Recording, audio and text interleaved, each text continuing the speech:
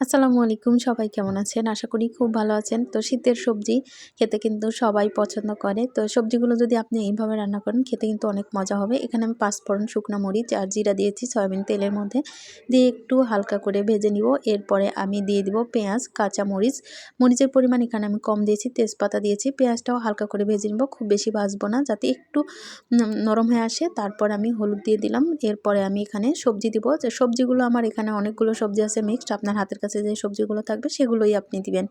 আমার এখানে আছে লাউ, আলু, তারপরে পেঁপে আছে, গাজর আছে, মটরশুঁটি আছে। তো সবগুলো আমি সবজি কিউব করে কেটে সুন্দর করে ধুয়ে রেখেছিলাম।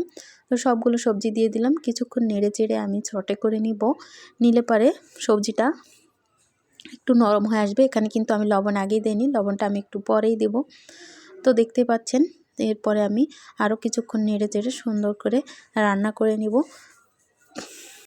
সবজি যদি আপনি এভাবে রান্না করেন, এটা খেতে কিন্তু বেশ মজা লাগে। এটা ভাত বা পরোটা বলেন, আলু বলেন, অথবা আপনি খালি মুখেও কিন্তু সবজি খেতে পারেন। বাচ্চারাও কিন্তু এই রেসিপিটা খুবই পছন্দ করে। তো আমি এখানে লবণ দিয়ে দিলাম। কিছুক্ষণ কষানোর পরে লবণ দিয়ে আরও কিছুক্ষণ ঢাকনা দিই। আমি কিন্তু লো হিটে সবজিটা রান্না করব। এখানে আমি খুব বেশি পানি দেব না, যেহেতু অল্প পানিতে সেদ্ধ করব, এজন্য লো হিটে রান্না করব।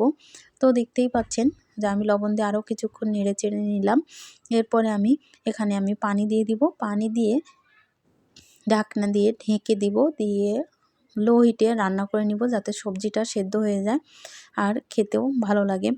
তো দেখতেই পাচ্ছেন এখানে আমি দিয়ে দিলাম জিরা গুঁড়া এবং ধনিয়ার গুঁড়া দিয়ে সুন্দর করে ঢাকনা দিয়ে এবার ঢেকে দিয়ে রান্নাটা আমি কমপ্লিট করব।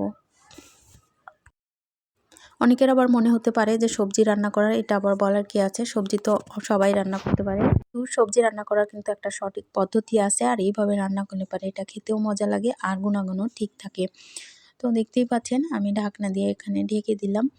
দিয়ে লো হিটে জাল করতে থাকবো।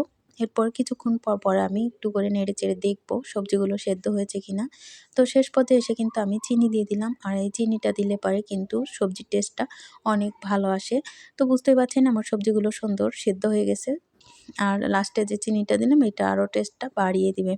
বাচ্চারা কিন্তু এই ধরনের সবজি খেতে খুবই পছন্দ করে। তো আপনারাও বাসায় ট্রাই করে দেখবেন, আশা করছি খুব ভালো লাগবে।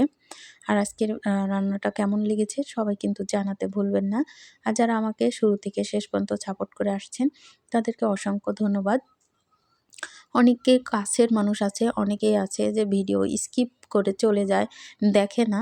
কিন্তু অনেক সময় আপনের থেকে পর ভালো, পরের থেকে আপন ভালো, কথায় আছে। তো যাই হোক, ভিডিও যার ভালো লাগবে সে দেখবে, যার ভালো লাগবে না সে দেখবে না। তো সবাই ভালো থাকবেন। আর তো আমার সবজিটা হয়ে গেছে, সবাই ভালো থাকবেন। আল্লাহ হাফেজ।